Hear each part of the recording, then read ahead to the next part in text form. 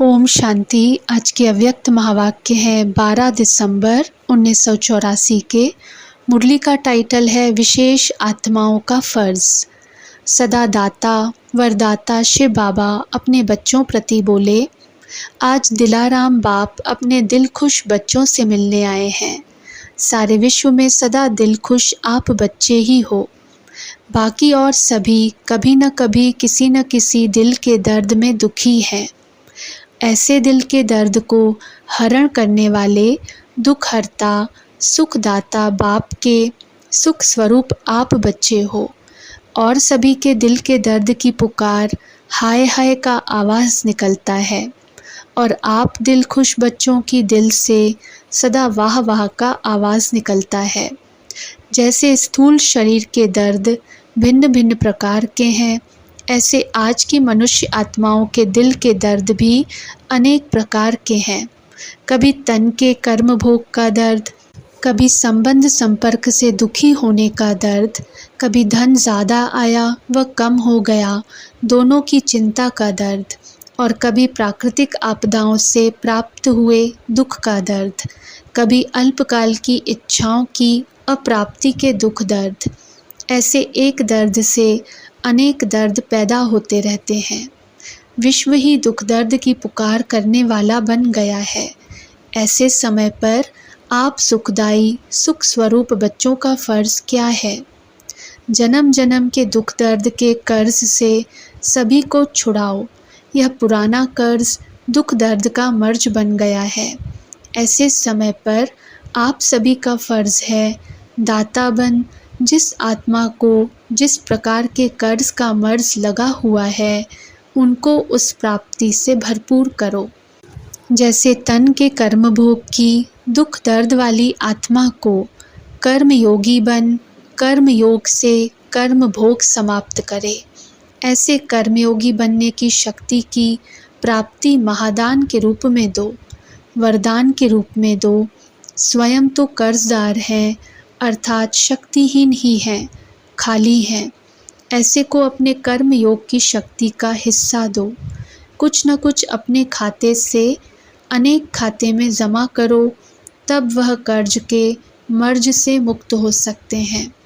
इतना समय जो डायरेक्ट बाप के वारिस बन सर्व शक्तियों का वर्षा जमा किया है, उस जमा किए हुए खाते से फराक दिली से दान करो, तब दिल के दर्द की समाप्ति कर सकेंगे। जैसे अंतिम समय समीप आ रहा है, वैसे सर्व आत्माओं के भक्ति की शक्ति भी समाप्त हो रही है। द्वापर से रजोगुणी आत्माओं में फिर भी दान पुण्य भक्ति की शक्ति अपने खातों में जमा थी, इसलिए अपने आत्मनिर्वाह के लिए कुछ न कुछ शांति के साधन प्राप्त थे। लेकिन अब तमोगुणी आत्माएं इस थोड़े समय के सुख के आत्मनिर्वाह के साधनों से भी खाली हो गई हैं, अर्थात भक्ति के फल को भी खाकर खाली हो गई हैं। अब नामधारी भक्ति है, फल स्वरूप भक्ति नहीं है। भक्ति का वृक्ष विस्तार को पा चुका है। वृक्ष की रंग बिरंगी रंगत की रौनक ज़रूर है, लेकिन शक्तिहीन होने के कारण फल नहीं मिल सकता। जैसे स्थूल वृक्ष जब पूरा विस्तार को प्राप्त कर लेता, जड़जड़ीभूत अवस्था तक पहुंच जाता है, तो फलदायक नहीं बन सकता है, लेकिन छाया देने वाला बन जाता है। ऐसे भक्ति का वृक्ष भी दिल खुश करने की छाया ज़रूर दे रहा है। गुरु कर लिया, मुक्ति मिल जाएगी। तीर्थ यात्रा, दान पुण्य किया, प्राप्ति हो जाएगी। यह दिल खुश करने के दिलासे की छाया अभी रह गई है, अभी नहीं तो कभी मिल जाएगा। इसी छाया में बेचारे भोले भक्त आराम कर रहे हैं, लेकिन फल नहीं है, इसलिए सबके आत्मनिर्वाह के खाते खाली हैं। तो ऐसे समय पर आप भरपूर आत्माओं का फ़र्ज़ है अपने जमा किए हुए हिस्से से ऐसी आत्माओं को हिम्मत उल्लास दिलाना। जमा है या अपने प्रति ही कमाया और खाया, कमाया और खाया उसको राजयोगी नहीं कहेंगे, स्वराज अधिकारी नहीं कहेंगे। राजा के भंडारे सदा भरपूर रहते हैं। प्रजा के पालना की जिम्मेवारी राजा पर होती है। स्वराज्य अधिकारी अर्थात सर्व खजाने भरपूर। अगर खजाने भरपूर नहीं तो अब भी प्रजा योगी हैं, राजयोगी नहीं। प्रजा कमाती और खाती है। साहूकार प्रजा थोड़ा बहुत जमा रखती है, लेकिन राजा खजानों का मालिक है। तो राजयोगी अर्थात स्वराज्य अधिकारी आत्माएं। किसी भी खजाने में जमा का खाता खाली नहीं हो सकता। तो अपने को देखो कि खजाने भरपूर हैं। दाता के बच्चे सर्व को देने की भावना है, वह अपने में ही मस्त है।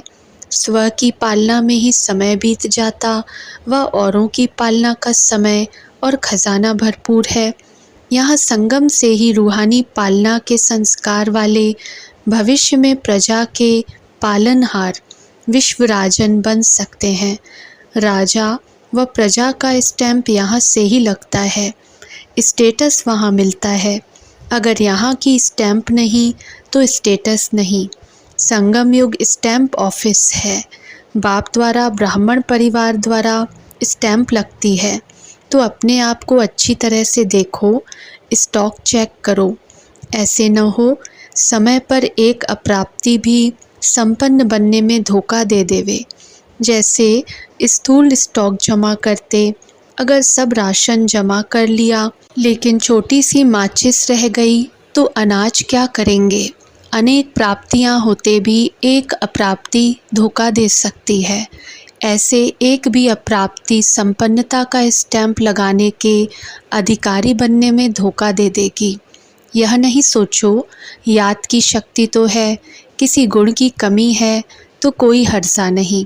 याद की शक्ति महान है, नंबर 1 है, यह ठीक है।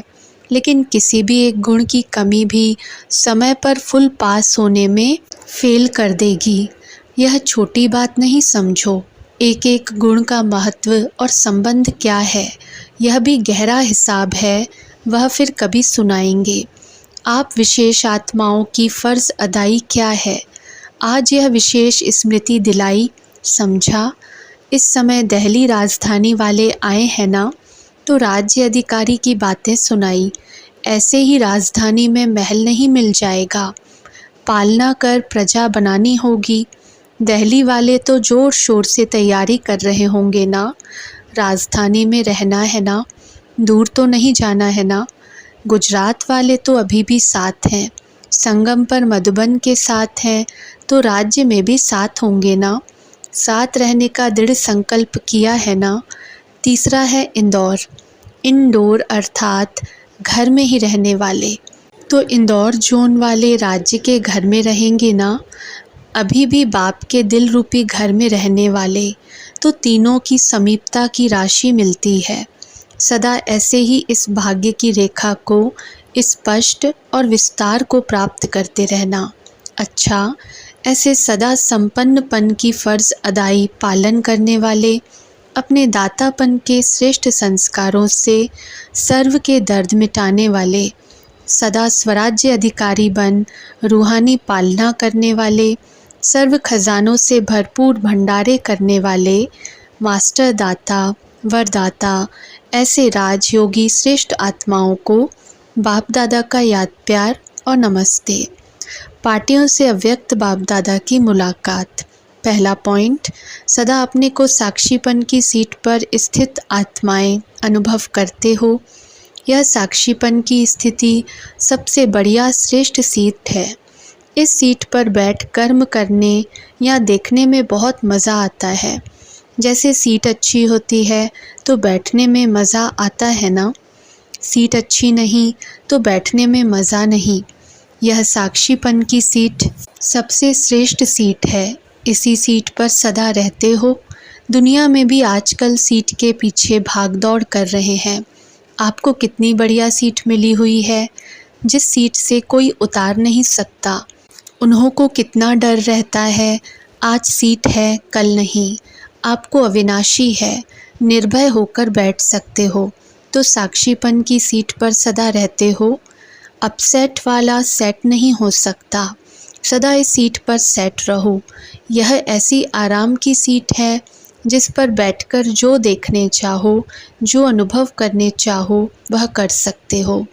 दूसरा पॉइंट, अपने को इस सृष्टि के अंदर कोटों में कोई और कोई में भी कोई ऐसी विशेष आत्मा समझते हो। जो गायन है, कोटों में कोई बाप के बनते हैं, वह हम हैं। यह खुशी सदा रहती है। विश्व की अनेक आत्माएं बाप को पाने का प्रयत्न कर रही हैं और हमने पा लिया। बाप का बनना अर्थात बाप को पाना। दुनिया ढूंढ रही है और हम उनके बन गए। भक्ति मार्ग और ज्ञान मार्ग की प्राप्ति में बहुत अंतर है। ज्ञान है पढ़ाई, भक्ति पढ़ाई नहीं है। वह थोड़े समय के लिए आध्यात्मिक मनोरंजन है, लेकिन सदा काल की प्राप्ति का साधन ज्ञान है। तो सदा इसी स्मृति में रह औरों को भी समर्थ बनाओ। जो ख्याल ख्वाब में न था, वह प्रैक्टिकल में पा लिया। बाप ने हर कोने से बच्चों को निकाल अपना बना लिया, तो इसी खुशी में रहो।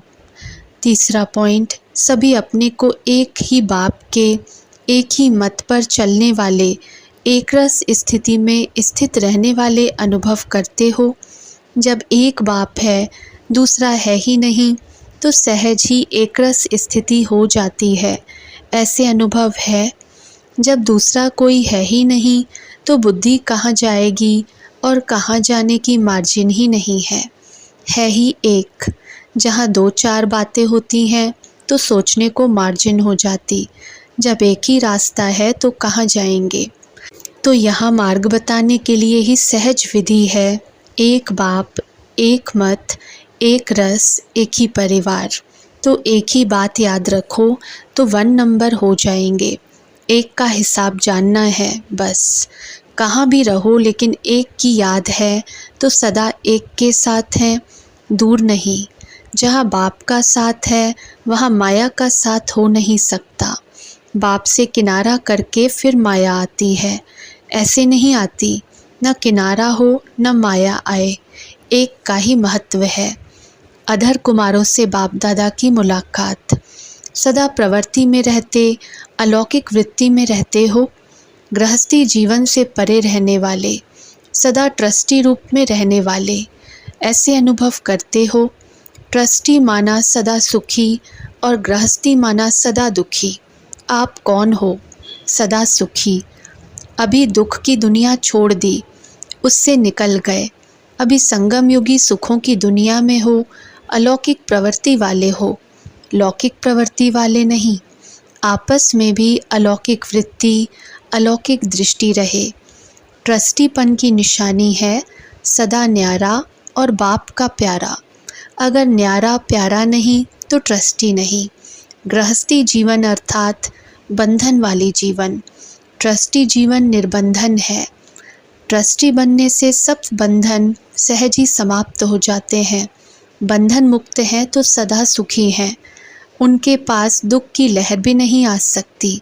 अगर संकल्प में भी आता है मेरा घर, मेरा परिवार, मेरा यह काम है, तो यह स्मृति भी माया का आवाहन करती है। तो मेरे को तेरा बना दो। जहाँ तेरा है वहाँ दुख खत्म। मेरा कहना और मूंझना, तेरा कहना और मौज में रहना। अभी मौज में नहीं रहेंगे तो कब रहेंगे। संगम युग ही मौजों का युग है, इसलिए सदा मौज में रहो। स्वप्न और संकल्प में भी व्यर्थ न हो। आधा कल्प सब व्यर्थ गवाया, अब गवाने का समय पूरा हुआ। कमाई का समय है। जितने समर्थ होंगे उतना कमाई कर जमा कर सकेंगे। इतना जमा करो जो 21 जन्म आराम से खाते रहो। इतना स्टॉक हो जो स्वयं भी दे सको, क्योंकि दाता के बच्चे हो। जितना जमा होगा उतनी खुशी ज़रूर होगी। सदा एक बाप दूसरा न कोई, इसी लगन में मगन रहो। जहाँ लगन है वहाँ विघ्न नहीं रह सकता। दिन है तो रात नहीं, रात है तो दिन नहीं। ऐसे यह लगन और विघन है। लगन ऐसी शक्तिशाली है जो विघ्न को भस्म कर देती है। ऐसी लगन वाली निर्विघ्न आत्माएं हो। कितना भी बड़ा विघ्न हो, माया विघ्न रूप बनकर आए, लेकिन लगन वाले उसे ऐसे पार करते हैं जैसे माखन से बाल। लगन ही सर्व प्राप्तियों का अनुभव कराती है। जहाँ बाप है वहाँ प्राप्ति ज़रूर है। जो बाप का खजाना वह बच्चे का। माताओं के साथ शक्ति दल है ना। माताएं जगत माताएं बन गई। अभी हद की माताएं नहीं, सदा अपने को जगत माता समझो। हद की गृहस्थी में फंसने वाली नहीं, बेहद की सेवा में सदा खुश रहने वाली। कितना श्रेष्ठ मर्तबा बाप ने दिला दिया, दासी से सिर का ताज बना दिया। वाह मेरा श्रेष्ठ भाग्य। बस यही गीत गाती रहो। बस यही एक काम बाप ने माताओं को दिया है, क्योंकि माताएं बहुत भटक भटक कर थक गईं। तो बाप माताओं की थकावट देख उन्हें थकावट से छुड़ाने आए हैं। 63 जन्म की थकावट एक जन्म में समाप्त कर दी, एक सेकंड में समाप्त कर दी। बाप के बने और थकावट ख़त्म। माताओं को झूलना और झुलाना अच्छा लगता है, तो बाप ने माताओं को खुशी का, अतीन्द्रिय सुख का झूला दिया है। उसी झूले में झूलती रहो। सदा सुखी, सदा सुहागिन बन गई। अमर बाप के अमर बच्चे बन गए। बाप दादा भी बच्चों को देखकर खुश होते हैं। अच्छा, ओम शांति।